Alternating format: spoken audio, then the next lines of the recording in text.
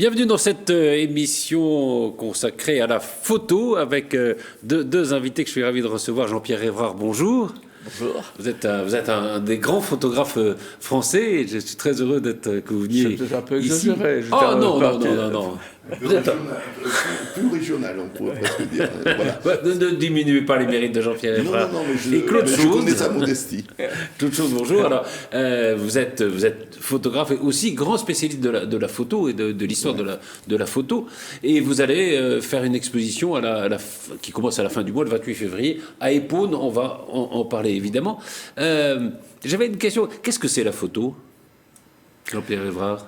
La photo, c'est d'abord une des plus belles inventions du siècle dernier, hein, ou même du 19e siècle. Hein. On ne va pas remonter à Nicéphore Niepce, bien sûr, mais ce qui est formidable, c'est l'évolution de cette pratique qui au départ était réservée aux chimistes ou aux peintres qui avaient trouvé un nouveau moyen commercial de se faire connaître.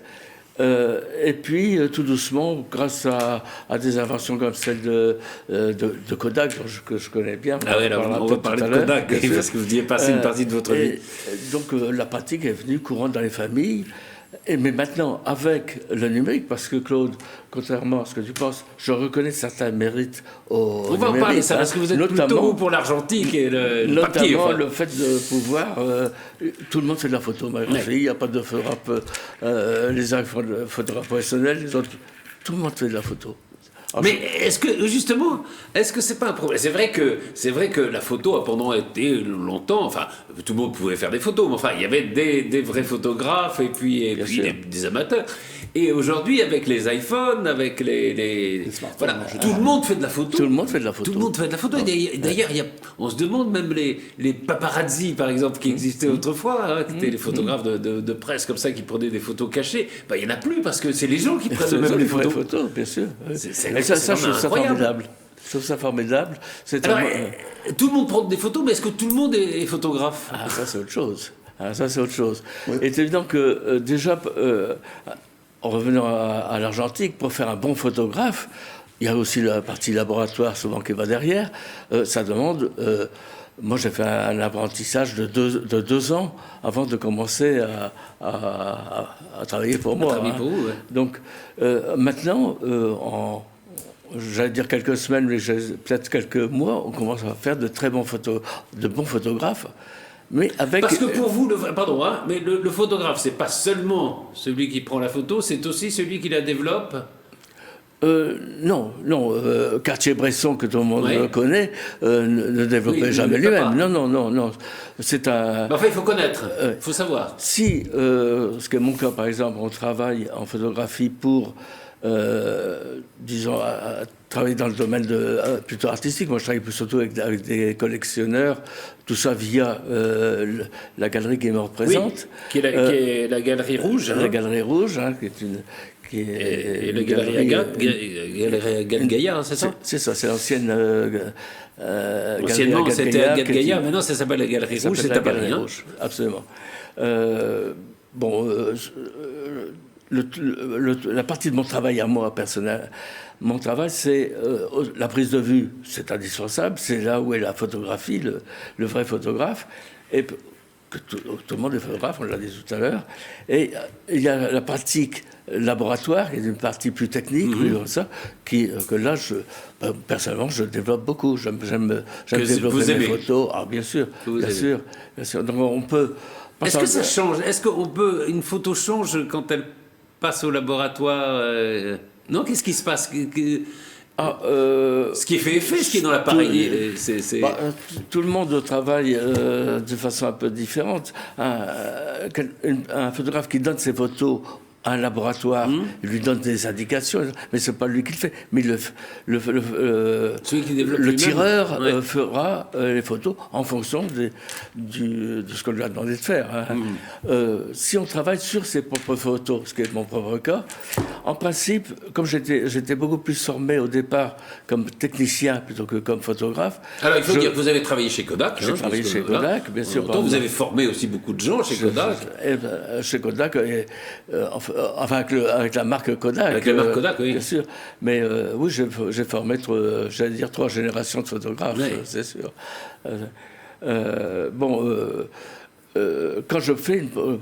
Quand je vois un sujet que je veux photographier parce que ce sujet me plaît, je pense déjà comment je vais le tirer. Je ne dissocie pas ces 2 actions parce que, contrairement à la plupart des photographes qui commencent à faire de la photo et apprennent à faire le tirage après, en argentique, maintenant, moi j'ai pris la carriole différemment, c'est-à-dire mettre la charrue avant les bœufs ou les bœufs avant la charrue. Toujours est-il, c'est que moi j'ai commencé d'abord à être un technicien et je reste quand même la technique a beaucoup d'importance pour moi. Claude, quand vous faites des photos, Alors moi, si vous voulez, j'ai commencé par faire de l'argentique oui. dans les années... Alors l'argentique, c'est quoi? C'est le papier? C'est le papier avec un appareil voilà. photo tout simple qui a des réglages. Il faut développer dans le noir, etc. Hein. Il faut développer dans le noir avec la lumière rouge. Contrairement à... Moi, je pense que c'est presque aujourd'hui, pour les gens qui s'intitulent photographes comme Jean-Pierre, je trouve que ce passage par l'argentique permet de comprendre comment après on va pouvoir travailler en numérique. Ah oui, vous pensez qu'il faut d'abord commencer par l'argentique, même si on passe au numérique aujourd'hui. Moi, je dirais que photographie, ça veut dire, en venant du grec, photos, lumière, graphique, écrire avec la lumière. C'est ça. Et c'est ce que je disais quand je disais qu'est-ce que c'est la photographie. Qu'est-ce que la photographie nous dit que, par exemple, l'écrit ne nous dit pas? Voilà. Alors, c'est une façon de... moi, je sais pas très bien écrire, si vous voulez. Enfin, je sais écrire, mais ce que je veux dire, je suis pas un pro je suis pas un littéraire. Un romancier. Voilà. Moi, ce que je trouve, je m'exprime avec la photo. Pour moi, une photo doit avoir du sens. Parce que, effectivement, j'habite donc près du château de Versailles, et quand je vois, si vous voulez, tous ces gens qui avec leur téléphone appuient sans savoir ce qu'ils vont prendre, mais surtout, qu'est-ce qu'ils en font derrière? Parce que moi, qu'est-ce que deviennent ces photos? Voilà, que deviennent ces photos? Il y en a aujourd'hui, comme je dis, on est devant un tsunami de photos, si vous voulez, mais qu'est-ce qu'en font les gens? Moi, si vous voulez, à partir de ces photos que je prends, parfois avec mon téléphone, mais j'ai toujours un appareil photo dans ma poche ou quelque chose comme ça, je vais essayer de donner du sens à mes photos. Et comme disait Franck Horvath, qui est un photographe de mode que peut-être Jean-Pierre a connu, qui est décédé en 2020, photographier, ce n'est pas seulement appuyer sur un bouton, c'est-à-dire que c'est une part de vous-même, de là où vous vous trouvez, vous allez immortaliser cette photo, cet instant précis où plus jamais ce temps reviendra. C'est-à-dire qu'une fois que vous avez fait la photo... C'est là et pas un autre moment. Voilà, c'est ça. Maintenant ou jamais, quoi. Alors moi, je suis passé au numérique, mais souvent je dis, si vous voulez, beaucoup de gens ont dit, surtout dans la presse, dans les médias, on disait que la photo numérique, c'était plus facile que la photo argentique. Je dis, c'est faux. Parce que déjà, il faut maîtriser l'ordinateur, il faut d'abord maîtriser l'appareil photo. Et Jean-Pierre, quand on lui montre des appareils photo, c'est d'une complexité notoire. Jean-Christophe Béchet disait, moi je rêve d'un appareil photo où on peut faire 3 réglages, les vitesses, l'ouverture et la sensibilité des films. Donc voilà, c'est... Comme disait Chirac, clic-clac, merci Kodak. Voilà, c'est ça. Donc ça, c'est pour Jean-Pierre. Et puis, je dirais aussi qu'il va falloir, après, maîtriser les logiciels. Et là, les logiciels photo, c'est d'une complexité notoire. Mais il y en a un où on retrouve pratiquement le process que nous faisions en argentique. C'est-à-dire qu'en argentique, on prenait son film, on le mettait sur l'agrandisseur, on réglait le cadrage, on réglait enfin, on faisait des petits réglages comme ça, qu'on retrouve aujourd'hui sur certains de ces logiciels. Et puis après, il faut maîtriser la chaîne graphique, parce que, alors Jean-Pierre, un jour, parce qu'on se voit régulièrement, je lui dis, je vais te tirer une photo. Et Jean-Pierre m'a dit, non Claude, tu vas imprimer une photo. Donc voilà, c'est la nuance et donc c'est là, si vous voulez, où il y a tout ce travail qui est assez complexe. Et alors maintenant, on commence à trouver l'intelligence artificielle qui arrive. Alors là, on verra peut-être, il y a peut-être des robots qui nous photographieront. Le photographe, qu'est-ce qu'il va faire? Pas grand-chose. Et pour moi, la photo, c'est quelque chose qui est chronophage, où on y passe beaucoup de temps. Moi, je connais le travail de Jean-Pierre, si vous voulez. Justement, on va parler un peu du travail de Jean-Pierre. Donc, Jean-Pierre Herva, vous... on parlait donc de l'argentique, enfin, qui est votre façon de travailler, et c'est le noir et blanc aussi. Je travaille qu'en noir et blanc. Qu'en noir et blanc.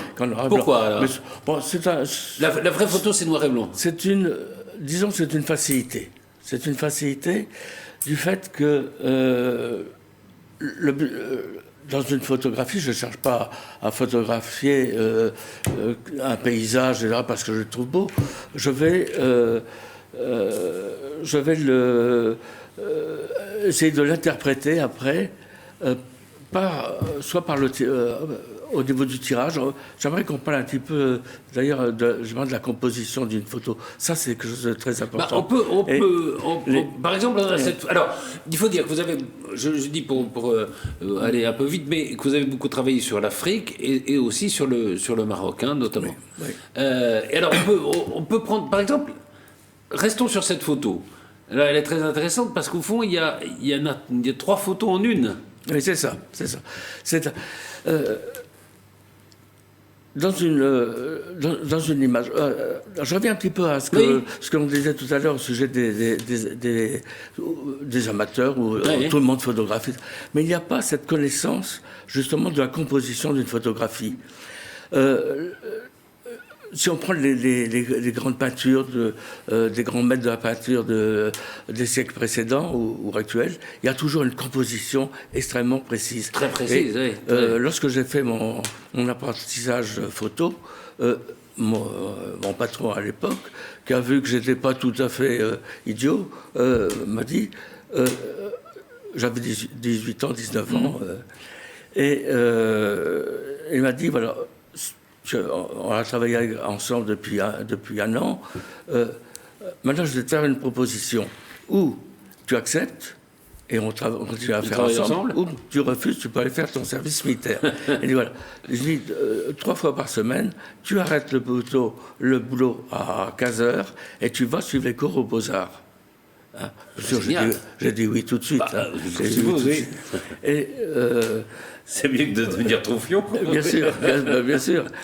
Et longtemps après, quand j'ai vraiment travaillé en photo, parce que j'ai commencé à travailler pour moi à 40 ans. Avant, je travaillais pour les autres, où je faisais de la formation. Mais je me suis rappelé tout ça, tout ce que vous avez dit. Et on verra quelques photos que j'ai ramenées, où une image, elle doit être lisible, sans qu'on s'en aperçoive. Et ça, c'est la composition qui donne Donc, parce que souvent on a dit, la photo, c'est le cadre. Et des cinéastes disent ça aussi, l'image du cinéma, c'est le cadre qui est important. Pour cadrer, oui, si on veut, oui, bien sûr. De toute façon, une bonne photo, c'est ce qu'on a dans l'œil à un moment donné. Si après il faut le tripouiller pour faire autre chose, bon, c'est bien, mais ça ne m'intéresse pas pour moi, personnellement. Bon, dans celle-ci... Alors, par exemple, celle-là, on peut s'arrêter, hein, parce que je disais, il y a 3 scènes, Il y a 3 scènes différentes. Alors, disons, le mérite que j'ai eu, c'est pas d'appuyer sur le bouton, c'est d'avoir perçu tout de suite ceci. Donc, je me suis approché très, très, très près du petit garçon qui est au premier plan, et ça s'est fait en une seconde. Parce que j'ai réussi à avoir les 3. C'est pas une mise en scène. Pas du tout. C'est sur l'instant. Bien sûr. Oui. D'accord. Oui, non, ça pourrait être une mise en scène. Parce que... Bien sûr, oui. Non, ça peut être magique quand on arrive là-dessus. Oui. Ce qui est important, c'est d'avoir perçu ça immédiatement. Absolument. On peut passer une autre photo, par exemple. Voilà. Mais celle-ci est intéressante parce que une femme qui est en train avec son pilon en train de ça, c'est où? Celle-là est au fait au Sénégal. Au Sénégal. Elle est au Sénégal. Bon, toutes les, quand on a l'œil un petit peu averti, on dit très bien, c'est pas uniquement cette femme en train de travailler. C'est intéressant ce plan de travail. C'est de garder. On va revenir à celle de. Oui, on peut revenir en arrière peut-être. C'est d'avoir perçu ce cercle qui a cette composition en rond. C'est ça. Il y a souvent des cercles chez vous, non? J'ai utilisé même les traces sur le vieux mur qui sont derrière, et l'ombre. Absolument. Par contre, c'est là où mon ami Willy Ronis m'avait dit une fois, c'est la cerise sur le gâteau. C'est que je n'avais pas perçu du tout de ça, je l'ai vu qu'au développement. C'est que l'ombre qui est derrière, la femme n'est pas en train de... elle est en train de lancer son pilon dans un vrai seau, et non pas dans l'ombre du seau. Absolument. Hein. Donc il y a ce mélange qui s'est fait. C'est incroyable. C'est incroyable. Et cette composition au cercle... Et là aussi, c'est sur l'instant, hein, c'est pas... Voilà. Bien sûr. Et la photo qu'il y avait tout de suite après, on retrouve ça, de nouveau, ce cercle qui arrive. Absolument. C'est pour ça que je disais, on voit beaucoup de cercles souvent chez vous. Alors, c'est un petit peu ce que je regrette chez tous ces personnes qui font de la photo, ce qu'on appelle la photo souvenir. C'est très très bien. Mais ne pensent pas à voir derrière qu'est-ce qu'il y a en dehors de... Mais oui, mais heureusement, pardon Jean-Pierre, mais heureusement que tout le monde ne voit pas ça. Parce que... Oui, bien sûr, on a tant qu'à faire tout ça. Oui, tant qu'à faire, autant de faire de belles photos, vous me direz. Bien sûr, bon. Attends, je termine juste là-dessus. Ce que je dis, dans une photo, il y a un premier plan, il y a un deuxième plan, il y a un troisième plan. Et quand je animais des stages pour je disais, vous occupez pas du premier plan, il est bon obligatoirement, puisque c'est pour ça que vous faites la photo. Ah oui, mais regardez derrière. Derrière, au deuxième plan, voire au troisième plan. Ouais. Et c'est là où entre la composition, le truc, et c'est comme un puzzle, on arrive à mélanger ça. Alors je me disais, dans ce que vous avez exploré, il y a donc l'Afrique, il y a le Maroc.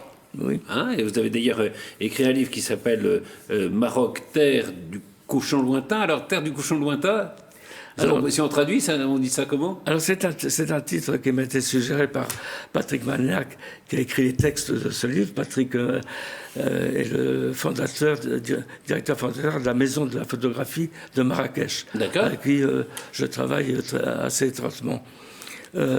Terre du cochon lointain, c'est donc? Alors, en arabe, terre du cochon lointain, ça veut dire Maghreb. Maghreb, voilà. En arabe. Donc. Et puis, alors, il y a aussi, je ne sais pas si on a des photos là, mais il y a une chose et elles sont très belles ces photos, parce que c'est vrai que c'est quelque chose qui est fascinant, c'est le foot. Vous adorez. Ah oui, le foot, enfin, qui se joue n'importe où, avec avec ce qu'on a sous la main, quoi. Hein. Oui. Ouais, le foot est très important pour moi. Car c'est parce que j'étais passionné de foot dès l'âge de 12 ans que je suis devenu photographe. Ah bon? Parce que au grand désespoir de mon père, le foot m'intéressait beaucoup plus que les études. Hein, ce qui fait que, arrivé à 18 ans, sur les conseils d'un de mes professeurs, on m'a proposé d'aller faire un stage, puis un apprentissage chez un photographe de province à Cambrai. C'est un très très bon photographe, qui est assez connu régionalement. Du coup, j'ai arrêté le foot. Je suis passionné. Arrêtez le foot pour la photo. J'ai laissé tomber.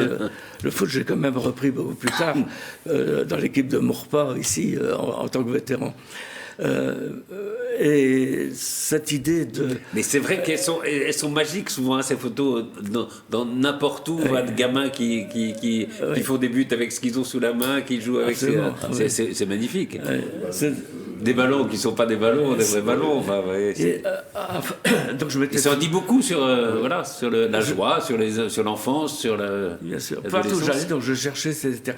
Et je me suis aperçu très rapidement que le but du jeu était un cadre. Et que la photo, elle se faisait à l'intérieur de ce cadre. Vous avez raison, absolument. Bon, c'est intéressant d'avoir comme ça une idée qu'on poursuit au fil des jours. Alors je disais, vous êtes un photographe connu, reconnu et même médaillé, puisque on vous a remis tout récemment aussi de l'ordre du mérite. C'est le sénateur Michel Laugier, je crois, qui vous a remis bien sûr, cette décoration. C'est bien d'être reconnu, non? Bien sûr, ça fait plaisir. Ça serait mentir de dire que ça ne fait pas plaisir, c'est même une grande joie. Et justement, je reviens, c'est anecdotique, mais mon grand-père avait la Légion d'honneur, mon père a la Légion d'honneur, et puis moi j'étais un vilain canard qui faisait... Et quand on m'a remis cette médaille, vous avez pensé à eux. Si papa était là. Oui. Ça arrive généralement un peu tard pour que les parents puissent encore être là. Moi, je voudrais juste rajouter une chose, parce que dont Jean-Pierre a oublié de parler. C'est son esprit aussi de retrouver des vieilles photos et de les restaurer. Et entre autres, le jour où on lui a remis cette médaille, il a offert à la mairie de Maurepas un portrait de Eric Van Strohen qu'il a restauré. Alors, vous savez que qui a vécu il est enterré à Maurepas. Et il a offert une photo. Eric Van Strohen, il faut dire pour c'est grand acteur. Grand acteur allemand d'entre les deux guerres, quoi. Je crois qu'on peut le situer. Donc, dans un film de Renoir, je crois. Oui, notamment. Tout le monde connaît la photo d'Eric Van Strohen dans la Grande Illusion, avec sa Minerve, qui joue un officier allemand, avec son casque. Lucien, absolument. Et donc, je voulais quand même parler de ça, parce que c'est aussi un travail très important de Jean-Pierre. Et quand vous allez dans son antre, si vous voulez, vous avez toutes les boîtes qui sont bien rangées, avec toutes les photos bien préparées. Donc, c'est aussi un travail très important pour Jean-Pierre, parce que c'est pas facile. Quand on trouve des vieilles photos, elles sont souvent dans des états un peu... J'ai commencé très tôt.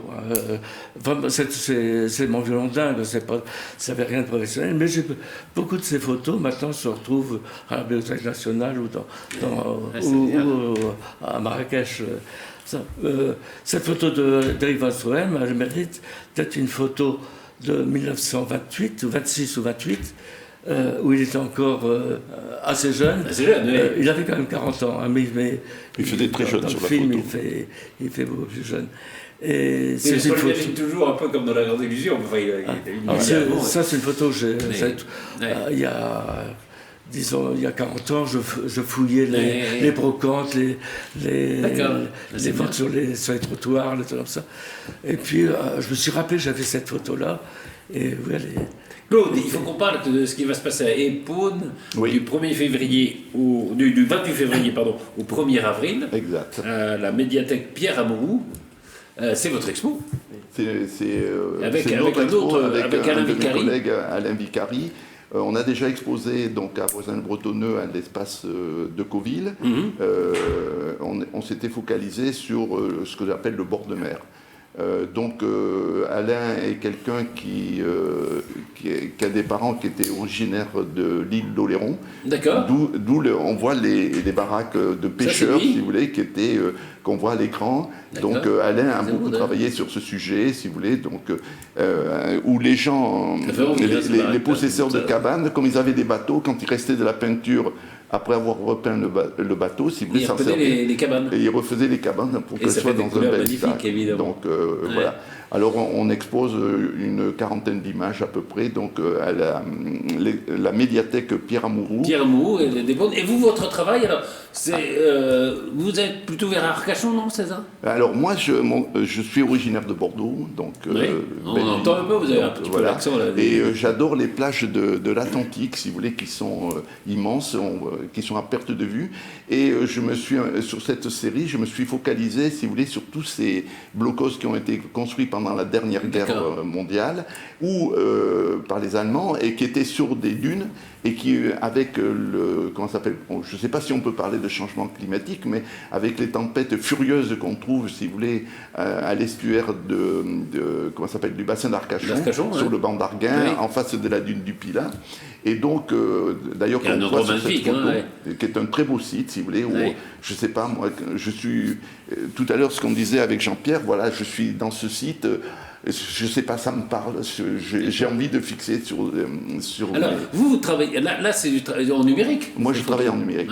Bon, j'ai abandonné en 2000, si vous voulez, l'argentique. Vous êtes comment on dit, un Mohican, le dernier des Mohicans avec l'argentique ou il y en a encore quelques-uns?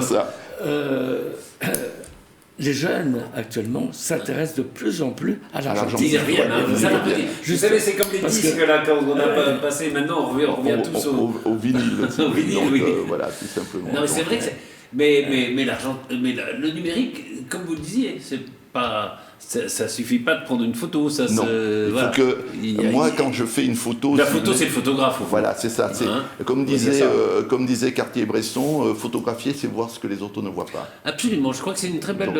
Je crois que c'est une belle définition. Et c'est ce qu'on disait tout à l'heure, c'était que tout le monde peut prendre des photos, mais tout le monde n'est pas photographe. Je crois que c'est ça, parce que le photographe c'est celui qui voit ce qu'on voit pas. Vous allez peut-être trouver que je suis un peu sévère, mais pour moi il y a des gens qui font des images et il y a des gens qui font de la photo. Voilà. Après on peut tout à fait faire des images pour s'amuser. Mais bon, voilà, moi je trouve que c'est pas mal, si vous voulez, de dire ça, quoi. Donc, mais j'aime beaucoup cette région. Mais je m'intéresse aussi à d'autres sujets. Bien sûr. Donc, mais ça, on aura l'occasion d'en parler. Reparler. Et puis, vous viendrez faire des chroniques régulières sur la photo, et puis, sur cette chaîne. J'ai quelques amis, quand même, qui sont des gens qui ont un certain talent photographique. Comme Jean-Pierre. Comme Jean-Pierre. Mais j'ai voulu commencer par un des plus importants dans mes amis. Et après, pour qu'on puisse montrer aux gens, si vous voulez, le travail des gens et qu'on puisse le partager. Moi j'ai un site photo, donc ça permet d'aller voir ce que... Voilà, on peut aller voir sur votre site. On peut aller voir sur mon site. Merci beaucoup à tous les deux d'être venus. Donc je rappelle, donc, du 28 février au 1er avril à Épône, à la médiathèque Pierre Amouroux. Et puis Jean-Pierre, on peut toujours aller à la Galerie Rouge, voir vos photos. C'est 3 rue du Pont Louis-Philippe à Paris. C'est ça. Merci infiniment. Merci à tous les deux. Merci à toi de nous avoir reçus, Patrice. Et puis bonne continuation. Et vive la photo. Oui, tout à fait.